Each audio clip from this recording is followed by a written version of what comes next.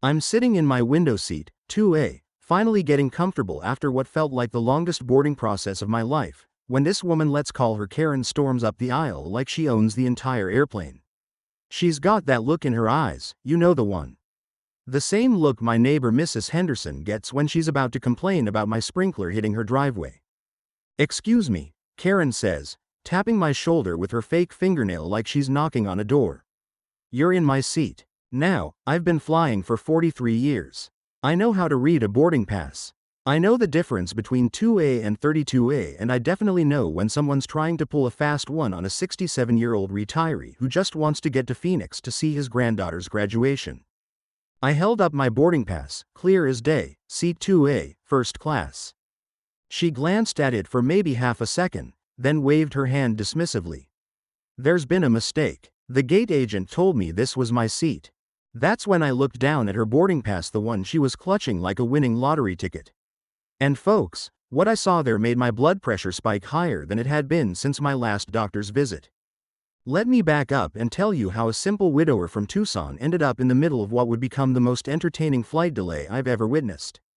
It was a Tuesday morning in March, and I was flying from Tucson to Phoenix, a quick 40-minute hop that I'd taken dozens of times to visit my daughter Sarah and her family. This trip was special, though. My granddaughter Emma was graduating from Arizona State University, the first person in our family to earn a college degree. Her parents were so proud they could barely contain themselves, and honestly, neither could I. The thing is, Sarah had surprised me with a first-class ticket. "Dad," she'd said over the phone, "you've been flying coach for years to visit us. Emma specifically asked me to upgrade you for her graduation. She wants her grandpa to travel in style for once. Now, I'm not usually one for fancy perks. Give me a middle seat and a bag of peanuts, and I'm happy. But at my age, with these creaky knees and a back that protests every time I bend over to tie my shoes, the idea of a little extra legroom and maybe a real meal sounded like heaven." I'd arrived at the airport 2 hours early. Old habits die hard, and spent most of that time people watching in the gate area. There's something comforting about airports at my age. All that bustling energy, people heading off on adventures, families reuniting. It reminds you that the world keeps spinning, keeps moving forward. I was reading my book, a Tom Clancy novel I'd been working through for weeks, when I noticed her. Karen was impossible to miss. She was pacing around the gate area like a caged tiger, talking loudly on her phone about some business deal that was apparently going to make her incredibly wealthy. She was wearing what looked like expensive clothes, carrying a designer handbag that probably cost more than my monthly Social Security check, and had that air of someone who's never been told no in her entire life. Every few minutes, she'd march up to the gate counter and demand to speak to someone about her seating situation. I couldn't hear the details, but I could see the gate agents getting more and more frustrated with each interaction. One young lady couldn't have been older than my granddaughter looked like she was about to cry after Karen's third visit to the counter. That should have been my first warning sign. When they called for first-class boarding, I gathered my carry-on, just a small bag with Emma's graduation gift and my medications, and made my way to the counter. The gate agent, a pleasant woman named Maria according to her name tag, scanned my boarding pass with a smile. "Have a wonderful flight, Mr. Peterson," she said. "Congratulations on your granddaughter's graduation." I'd mentioned it earlier while we were chatting, and it warmed my heart that she remembered. These little human connections mean more to us older folks than young people realize. As I walked down the jet bridge, I was already imagining that first-class seat. Maybe they'd have real coffee instead of the stuff that tastes like it was made in someone's garage. Maybe the flight attendant would actually have time to chat for a minute about the weather or my granddaughter's accomplishments. The plane was a smaller regional aircraft, the kind where first class is really just the first 3 rows with slightly wider seats and a curtain separating you from the regular folks. But hey, when you're my age and you've spent 43 years cramming into coach seats designed for people half your size, even slightly wider feels like luxury. I found my seat 2A, right by the window, and settled in. The view was perfect. I could see the ground crew loading bags, the fuel truck doing its thing, all the organized chaos that makes air travel possible. It reminded me of my days working logistics for the phone company, back when everything had to be coordinated just right or the whole system would fall apart. I was just starting to relax when I heard it, the click-click-click of high heels coming down the aisle at a pace that suggested someone was on a mission. I looked up, and there she was. Karen, marching toward the front of the plane like she was storming the beaches at Normandy. She stopped at row 1, looked around confused for a moment, then continued to my row. That's when she delivered her opening line about me being in her seat. Now, I've dealt with difficult people before. 40 years in telecommunications customer service teaches you patience. But something about Karen's tone, that entitled, dismissive way she had of speaking, reminded me of every frustrating customer who'd ever tried to bully their way into getting something they weren't entitled to. "Ma'am," I said, keeping my voice calm and polite, "I think there might be some confusion. This is seat 2A, and that's what's on my boarding pass." I showed her my boarding pass again, pointing to the seat number. She barely glanced at it. "Look, sir," she said, and I could hear the condescension dripping from that word, sir. "I don't know what kind of mix-up happened at the gate, but I paid for this seat. I specifically requested a window seat in first class, and this is the seat I was assigned." She held up her boarding pass, waving it around like evidence in a court case. But here's the thing, from where I was sitting, I could see it clearly. And what I saw made me do a double take. Her boarding pass clearly showed seat 32A, not 2A, 32A. Now, I may be 67 years old, but my eyesight is still sharp enough to read a boarding pass from 2 feet away. This woman was either incredibly confused or incredibly brazen. "Ma'am," I said, trying to keep the amusement out of my voice, "I think you might want to take another look at that boarding pass. It says 32A, not 2A. That's when Karen did something that absolutely floored me. She looked me straight in the eye and said, "No, it doesn't. It says 2A, you're obviously confused." By now, other passengers were starting to board, and the aisle was getting crowded. A businessman in an expensive suit had claimed seat 1A and was watching our little drama unfold with barely concealed amusement. Behind him, an elderly couple probably around my age were trying to get to their seats but couldn't get past Karen, who was now blocking the aisle with her designer luggage. The flight attendant, a professional-looking woman in her 40s, approached us with that smile they teach you in customer service training, polite but firm. "Is there a problem here?" she asked. Karen immediately launched into her story. "Yes, there's definitely a problem. This gentleman is sitting in my seat, and he's refusing to move." The flight attendant, her name tag read Jennifer, looked at both of our boarding passes. It took her about 2 seconds to spot the issue.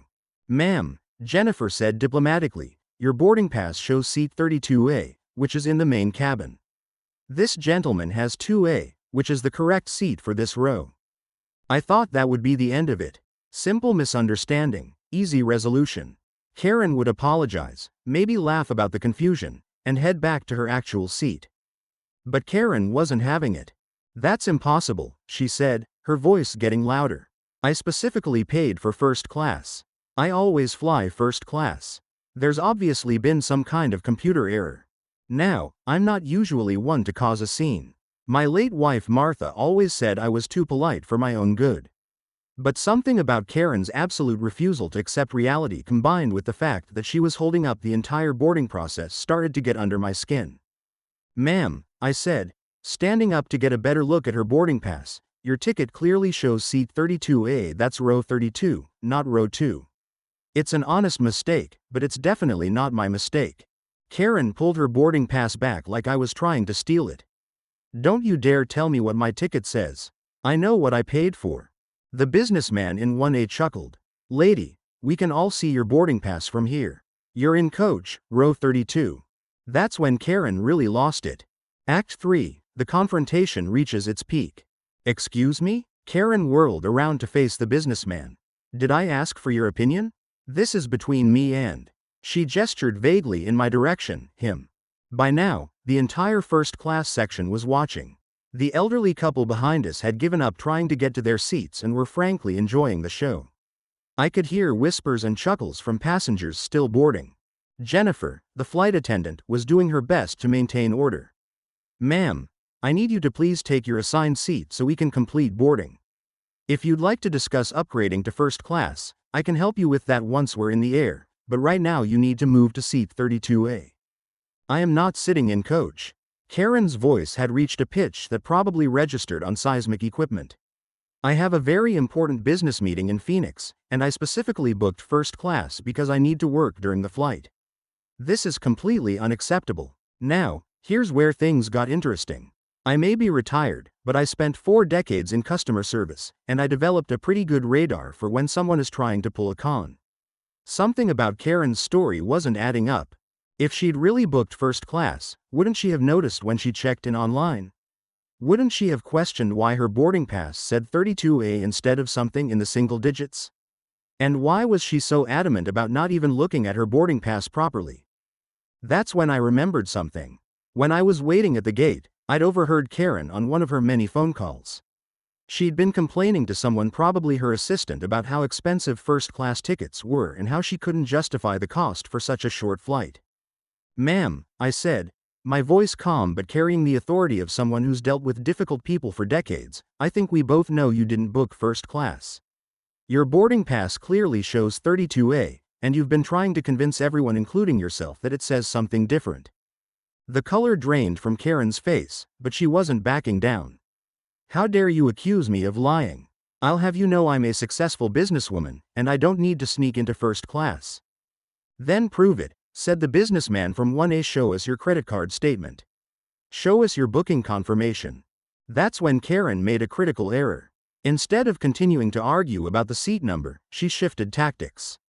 "I don't have to prove anything to you people. The gate agent told me I was upgraded. There was some kind of system malfunction, and they moved me to first class as compensation."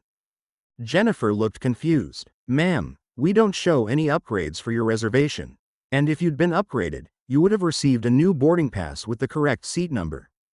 I could see Karen's story unraveling in real time. But instead of admitting defeat, she doubled down. "Fine," she shouted. "If you won't honor my upgrade, then I'll just take my business elsewhere.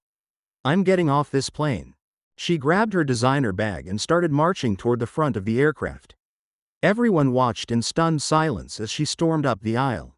But here's the thing about regional aircraft: there's only one door at the front, and by now the jet bridge had been pulled away. The plane was sealed and ready for pushback. Karen reached the front of the plane and stopped cold. Through the small window in the aircraft door, you could see that we were no longer connected to the gate. She was trapped. She spun around, and for the first time since this whole drama started, she looked genuinely panicked. "The door," she said, her voice cracking. "Why is the door closed? I need to get off." The purser, that's the head flight attendant, came forward. His name was David, and he had the kind of calm, professional demeanor that comes from dealing with difficult passengers for years. "Ma'am," David said, "once the aircraft door is closed and we begin pushback, federal regulations prevent us from reopening it except in case of a genuine emergency. We're now third in line for takeoff." Karen's face went through about 6 different shades of red. "This is an emergency. I refuse to fly on this airline. You can't keep me here against my will." David's response was so perfectly delivered that I still chuckle about it today. He looked at Karen with the kind of patient smile you'd give a confused toddler and said, "Ma'am, you presented a valid boarding pass, you walked onto the aircraft voluntarily, and you've been arguing for the past 15 minutes about wanting to stay in first class. The only emergency I see here is that you're having trouble reading your seat assignment." The entire first class section erupted in laughter. Even some passengers from coach who had been craning their necks to watch the drama started applauding. But David wasn't done. He continued in his perfectly professional tone. "Now, you have 2 choices. You can take your assigned seat in 32A and enjoy the flight, or I can call the captain and we can have a conversation with airport security about disruptive passenger behavior. But either way, you're going to Phoenix today." The businessman in 1A was practically crying with laughter. "Oh man," he whispered to me, "I wish I was recording this." Karen stood there for a moment, looking like a deer caught in headlights. You could practically see her brain trying to process the fact that her bluff had been called and there was no way out. Finally, she looked around at all the faces staring at her, some amused, some annoyed, all clearly waiting to see what she'd do next. "Fine," she said, her voice barely above a whisper. "I'll take my seat." She started the walk of shame toward the back of the plane, dragging her designer luggage behind her. But as she passed my row, David called out one more time. "Oh, and ma'am, since you mentioned having important work to do during the flight, I should let you know that seat 32A is a middle seat between 2 gentlemen who've already started watching movies on their tablets. Just thought you'd want to know." If looks could kill, David would have been vaporized on the spot. Karen shot him a glare that could have melted steel, then continued her march to the back of the plane. As she disappeared behind the curtain separating first class from coach, the entire front section of the plane burst into applause. David took a little bow, then went about his pre-flight duties like nothing had happened. Jennifer came over to check on me. "I'm so sorry about that, Mr. Peterson. Some passengers seem to think that rules don't apply to them." "Don't worry about it," I told her. "In 40 years of customer service, I've seen it all. Though I have to say, your colleague David handled that masterfully." The businessman in 1A leaned over. "That was the most entertaining takeoff delay I've ever experienced. I'm actually disappointed we're about to leave." As we taxied to the runway, I settled back into my rightfully claimed window seat and reflected on what had just happened. There's something deeply satisfying about watching entitled behavior get shut down by someone who knows exactly how to handle it. But the story doesn't end there. The epilogue that made it all worth it. About 20 minutes into the flight, Jennifer came by to offer drinks. As she handed me my coffee, real coffee, not the airplane stuff, she was trying not to laugh. "Mr. Peterson," she said quietly, "I thought you'd appreciate knowing that our friend in 32A has spent the entire flight so far trying to convince her seatmates that she was supposed to be in first class." "Really?" I asked. "Oh yes. Apparently, she's some kind of important business executive who always flies first class, and there was a computer error that put her in the wrong seat. According to her, anyway." I shook my head and chuckled. Some people never learn. "The best part," Jennifer continued, "is that one of her seatmates is a travel agent. He looked up her ticket in the system and confirmed that she booked the cheapest possible coach fare about 2 hours before departure. No upgrade, no first-class booking, nothing. That explained everything. Karen had probably seen the short flight time and figured she could bluff her way into a first-class seat. Maybe it had worked for her before on other airlines, or maybe she'd just gotten desperate when she realized how cramped coach would be. As we began our descent into Phoenix, David made one final announcement that had everyone in first class grinning. "Ladies and gentlemen, we're beginning our descent into Phoenix Sky Harbor Airport. For those passengers who may be confused about their final destination, we are indeed landing in Phoenix, Arizona, just as indicated on your boarding passes. We appreciate your patience with today's slightly extended boarding process, and we hope you'll fly with us again soon." The businessman in 1A raised his coffee cup in a toast. "To honest boarding passes and flight attendants who don't take any nonsense." I raised my cup as well. "And to granddaughters who upgrade their grandpas to first class." As we deplaned, I got to witness one final moment of poetic justice. While I was walking up the jet bridge taking my time because, well, at my age you don't rush these things, I could hear Karen behind me, loudly complaining on her phone about the worst customer service experience she'd ever had. "I'm definitely filing a complaint," she was saying. "That flight attendant was completely unprofessional, and they refused to honor my upgrade. I'm never flying this airline again." I paused at the top of the jet bridge, not to eavesdrop, but because my arthritis was acting up and I needed a moment to rest. Karen brushed past me, still talking on her phone. "No, I didn't get it in writing," she was saying to whoever was on the other end. "The gate agent just told me verbally that I was upgraded. How was I supposed to know I needed documentation?" As she disappeared into the terminal, still arguing with someone who probably stopped listening 10 minutes ago, I couldn't help but smile. Here's what Karen never understood: it wasn't really about the seat. Sure, I paid for first class, or rather, my daughter did, and I deserved to sit there. But the real issue was her complete inability to admit when she was wrong. At my age, you've made enough mistakes to know that the smart thing to do when you're caught in an error is to own up to it, apologize, and move on. Pride might sting for a moment, but integrity lasts a lifetime. The graduation and final thoughts. Emma's graduation was everything I'd hoped it would be. She walked across that stage in her cap and gown, and I swear I was the proudest grandfather in the entire arena. When they called her name Emma Louise Peterson, Bachelor of Science in Engineering, I cheered so loud that Sarah had to remind me we were in a quiet auditorium. During the reception afterward, I told the family about my flight adventure. Emma, who's always been quick-witted like her grandmother, laughed until she had tears in her eyes. "Grandpa," she said, "I can't believe you got caught up in airplane drama. You're usually so calm about everything." "Well, I told her, sometimes you have to stand up for what's right. And sometimes karma takes care of itself. The truth is, the whole incident reminded me of something Martha used to say. The world is full of people who think the rules don't apply to them, but eventually reality catches up with everyone. Karen probably went home and told everyone she knows about how badly she was treated by the airline. She probably convinced herself that she was the victim in the whole situation. But deep down, in those quiet moments when you can't lie to yourself anymore, she knows the truth.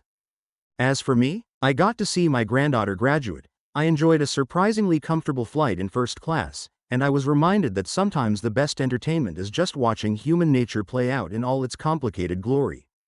The next time I fly to Phoenix, I'm definitely requesting seat 2A again. Not just for the legroom and the real coffee, but for the memories. Every time I settle into that window seat, I'll think about the day an entitled passenger tried to bully her way into first class and learned that sometimes the system actually works exactly the way it's supposed to. And who knows, maybe I'll run into Karen again. If I do, I hope she's learned to read her boarding pass a little more carefully. But knowing people like Karen, she probably hasn't. If there's one thing this whole experience taught me, it's that honesty and patience still matter in this world. Karen could have avoided the entire embarrassing situation by simply admitting her mistake and taking her assigned seat. Instead, she chose to double down on a lie, and it backfired spectacularly. You know, in my 67 years on this earth, I've watched society change in ways that would make your head spin. We've gone from rotary phones to smartphones, from handwritten letters to instant messages, from knowing your neighbors by name to barely making eye contact in the grocery store. But through all those changes, one thing has remained constant: character matters. How you treat people when you think nobody's watching, how you handle mistakes when your pride is on the line, how you respond when life doesn't go according to your plans. These moments reveal who you really are underneath all the fancy clothes and expensive accessories. Karen had a choice that day, the same choice we all face dozens of times throughout our lives. She could have looked at her boarding pass, realized her error, and said something like, "Oh my goodness, I'm so embarrassed. I completely misread my seat number. I'm so sorry for the confusion." Can you imagine how different that flight would have been? Instead of becoming the subject of whispered conversations and barely contained laughter, she might have earned some sympathy. "Don't worry about it," I would have said. "Happens to the best of us. These boarding passes can be confusing sometimes." But that's not what happened. Karen chose to dig in her heels, to insist that reality bend to her will rather than accept a simple truth. And in doing so, she taught everyone on that plane and everyone who hears this story a valuable lesson about the cost of false pride. At 67 years old, I've learned that dignity isn't about never being wrong, it's about how you handle yourself when you are wrong. Karen chose to sacrifice her dignity to avoid admitting a simple mistake, and in the end, she lost both. This reminds me of something that happened at the phone company where I worked for 40 years. We had this supervisor, let's call him Bill, who made a mistake on a major project. Instead of owning up to it when the error was discovered, he tried to blame it on one of the younger engineers. The thing is, we all knew the truth. We'd all seen Bill make the decision that led to the problem. But rather than admit his mistake, he doubled down, wrote reports, held meetings, and eventually got the young engineer written up for insubordination when the kid tried to defend himself. You know what happened to Bill? Within 6 months, he'd lost the respect of his entire team. Nobody trusted him anymore. People started documenting every interaction with him, covering their bases in case he tried to throw them under the bus next. His career never recovered. He spent his last 5 years with the company in a dead-end position, passed over for every promotion, watching younger employees advance past him. And the young engineer he blamed? That kid went on to become one of the most respected managers in the company. People remembered how he handled being falsely accused with grace, professionalism, and quiet dignity. They remembered that he didn't retaliate or badmouth Bill, even though he had every right to be angry. That's the difference between Bill and that young engineer, the same difference between Karen and how she could have handled her situation. One chose pride over truth, and the other chose integrity over revenge. Guess which one earned lasting respect? The truth is, we all make mistakes. At my age, I've made more than my fair share. I've misread documents, shown up to the wrong restaurant for dinner dates, called people by the wrong name, and yes, I've even sat in the wrong seat on airplanes before. The difference is what you do when you realize you've made an error. I remember about 10 years ago, I was at a movie theater with Martha. This was before she passed, and I was absolutely convinced we had seats G12 and G14. I led her down to row G, found what I thought were our seats, and we settled in to watch the previews. About 15 minutes later, a young couple showed up with tickets for those exact seats. Now, I could have pulled a Karen. I could have insisted that their tickets were wrong, or that there had been some kind of computer error, or that the theater needed to figure it out because I wasn't moving. Instead, I looked at my ticket again, really looked at it this time, and realized I had misread the row number. We were supposed to be in row C, not G. Oh my goodness, I said to the couple, I am so sorry. I completely misread our seat numbers. Let me get out of your way right now. Martha and I gathered our coats and moved to our correct seats, and you know what? The young couple actually thanked us for being so understanding. They said they'd had similar situations where people refused to move and made a huge scene. That's the thing about handling mistakes gracefully. It doesn't just preserve your own dignity, it makes everyone else's day a little bit better too. Those young people got to enjoy their movie without any drama. Martha and I found our correct seats, which had a better view anyway, and nobody had to involve theater management or make a scene. As for David and Jennifer, the flight attendants who handled the situation so professionally, they reminded me that there are still people in customer service who take pride in their work and won't be bullied by entitled customers. They did their jobs with grace, humor, and just the right amount of firmness. You have to understand, these flight attendants deal with difficult passengers every single day. They've seen it all: people who are drunk, people who are afraid of flying, people who are angry about delays, people who think the rules don't apply to them. It would be so easy to become cynical, to stop caring, to just go through the motions and collect a paycheck. But David and Jennifer didn't do that. They treated every passenger with respect, even Karen. They gave her multiple chances to do the right thing. They remained professional even when she was being completely unreasonable. And when it became clear that she wasn't going to back down, they handled the situation with exactly the right mix of authority and humor. David's response to Karen, that perfectly timed comment about the only emergency being her inability to read her seat assignment, wasn't mean-spirited. It was just factual, delivered with the kind of professional wit that diffused the tension while making it clear that her behavior wasn't going to work. That's a skill that comes from experience, from years of dealing with people at their worst and still choosing to believe in their capacity to do better.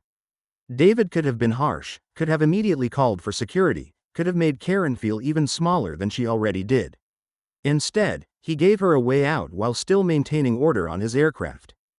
These are the people who restore your faith in customer service, in professionalism, in the idea that there are still folks out there who take pride in doing their job well. They reminded me of the best supervisors I had during my 40 years in telecommunications: people who could diffuse any situation, who treated customers with respect even when those customers didn't deserve it, who understood that how you handle conflict says everything about your character. And me? Well, I got a great story to tell at family gatherings for years to come. Every time someone complains about air travel, I'll remember the day I had a front row seat to watch karma in action at 30,000 feet. But more than that, I got a reminder of lessons I thought I'd already learned. At 67, you'd think I'd have figured out everything there is to know about human nature, about right and wrong, about how to navigate conflict. But life keeps teaching you things, keeps showing you new examples of both the best and worst of human behavior. That day, I was reminded that standing up for yourself doesn't mean being confrontational. It means being clear about what's right, stating your case calmly, and letting the truth speak for itself. I didn't have to raise my voice or be rude to Karen. I just had to stick to the facts and trust that the system would work the way it's supposed to. I was also reminded that there are still consequences for bad behavior, even in a world that sometimes seems to reward the loudest voice or the most outrageous conduct. Karen's refusal to admit her mistake didn't get her what she wanted. It got her embarrassed in front of a plane full of strangers and trapped in a middle seat for 40 minutes. The flight home was blissfully uneventful. No drama, no entitled passengers, no boarding pass confusion.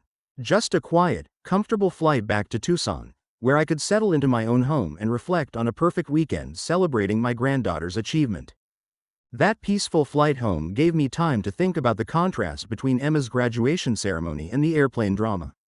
At the graduation, I was surrounded by young people who had worked hard, followed the rules, and earned their achievements through honest effort. They didn't demand recognition they hadn't earned or try to take credit for work they hadn't done. They just quietly did what was required and celebrated when they reached their goals. Emma didn't insist that she deserved to graduate without completing her coursework. She didn't demand that the university make exceptions to their requirements because she was special. She just put in the work, day after day, semester after semester, until she earned that diploma. The contrast with Karen couldn't have been more stark. Here was someone who wanted the benefits of first class without paying for first class, who expected special treatment just because she demanded it loudly enough. But I have to admit it was just a little bit boring compared to the flight out. And isn't that the way it should be? Shouldn't air travel be boring? Shouldn't we all just read our boarding passes correctly, take our assigned seats, and treat each other with basic courtesy? The fact that Karen's behavior was so shocking, so worthy of a story, says something about how rare that level of entitlement really is. Most people, most of the time, are decent. They make honest mistakes and own up to them when they're pointed out. They treat service workers with respect. They follow the rules even when they're inconvenient. Karen was the exception, not the rule, and that gives me hope. Sometimes, a little airplane drama makes for the best stories. And sometimes, those stories remind us that the world still has a sense of justice, even if it comes delivered by a flight attendant with a perfect sense of timing and a wicked sense of humor. These stories matter because they remind us that actions have consequences, that character counts, that how we treat others when we're frustrated or embarrassed reveals who we really are. They remind us that there are still people in positions of authority who won't be intimidated by bullies, who will stand up for what's right even when it would be easier to just give in. And they remind us that sometimes, the universe has a sense of humor. Sometimes, the person who tries to cheat the system ends up worse off than if they just followed the rules in the first place. Sometimes, karma really does come full circle, even at 30,000 feet. The next time you're on a plane and someone tries to claim your seat, just remember, stand your ground, stay polite, and let the professionals handle it. And if you're lucky, you might just witness the kind of beautiful comeuppance that makes all of life's little inconveniences worthwhile. Because at the end of the day, these moments aren't really about airplane seats or boarding passes or customer service policies. They're about character. They're about who we choose to be when we think nobody important is watching, when our pride is on the line, when we have to choose between being right and being kind. Karen chose pride over grace, and it cost her far more than the price difference between coach and first class. She lost her dignity, her composure, and the respect of everyone who witnessed her meltdown. Most importantly, she lost an opportunity to show the kind of person she could be when faced with a simple mistake. After all, the best stories usually come from the most unexpected places. And sometimes, those stories happen at 30,000 feet, somewhere between Tucson and Phoenix, when a woman named Karen meets her match in the form of an airline crew that's seen it all before and knows exactly how to handle it. These are the stories we need to tell, not because they're always happy or because justice always prevails, but because they remind us of the kind of people we want to be. They remind us that how we handle our mistakes, our disappointments, and our frustrations says everything about our character.